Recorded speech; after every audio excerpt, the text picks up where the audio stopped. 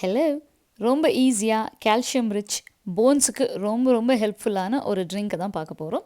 இந்த ட்ரிங்க்கோட பவுடரை வீட்டில் இருக்கிற ஐட்டம்ஸ் வச்சு தான் செய்ய போகிறோம். ஸோ ஒரு ட்ரை கடாயை எடுத்துகிட்டு அதில் வந்து எல்லாமே ஒரே அளவு கலந்துக்க போகிறேன். நான் வந்து 1/2 கப் மக்கானா எடுத்திருக்கேன்.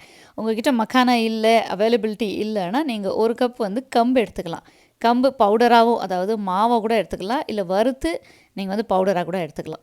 ஸோ நல்லா வந்து ரோஸ்ட் பண்ணணும். மக்கானா ரோஸ்டிங் உங்களுக்கே தெரியும், கையில் எடுத்தால் நல்லா வந்து முறுமுறுன்னு ஆகணும்.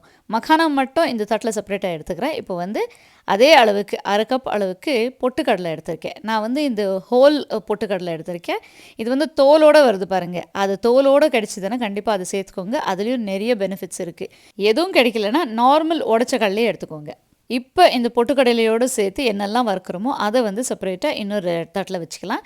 நான் 1/2 கப் பாதாம் எடுத்திருக்கேன். நீங்கள் 1/4 கப் இல்லை ஒரு பிடி கூட எடுத்துக்கலாம். அதையும் இந்த பொட்டுக்கடலையோடு சேர்த்து ஆற விட்டுடலாம். இப்போ 1/2 கப் அளவுக்கு ட்ரை டேட்ஸ் எடுத்திருக்கேன்.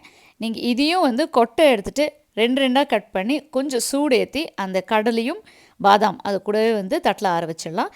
இப்போ வந்து இதே கடாயில் ஒரு 1/2 கை விரல் அளவுக்கு வந்து சுக்கு, அதுக்கப்புறம் வந்து 1/2 ஸ்பூன் அளவுக்கு ஓமம், கண்டிப்பாக இது 2யும் சேர்த்துட்டு இந்த கடாயிலே போட்டு ஸ்டவ் ஆஃப் பண்ணி விட்டுருங்க. அந்த சூட்லேயே வந்து இது நல்லா வறுபடும்.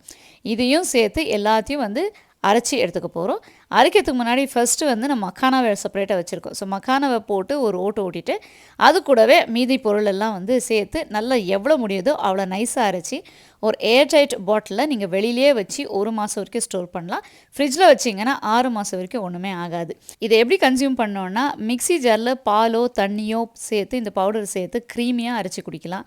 இல்லைனா பாலோ தண்ணியோ கொதிக்க வச்சு அதில் 1 ஸ்பூன் சேர்த்து கலந்து குடிக்கலாம். ஸ்வீட்டு கொஞ்சம் கம்மியாக இருக்கும். தேவைப்பட்டால் கல்கண்ட் சேர்த்துக்கோங்க. நாட்டு சர்க்கரை எல்லாம் அவாய்ட் பண்ணுறது பெட்டர். இதை கண்டினியூஸாக குடிச்சிட்டு வந்தால் போன்ஸுக்கு, ஜாயிண்ட்ஸுக்கு ரொம்ப நல்லது. ஸோ நாளைக்கு ஒரு வீடியோவில் பார்க்கலாம் வாங்க.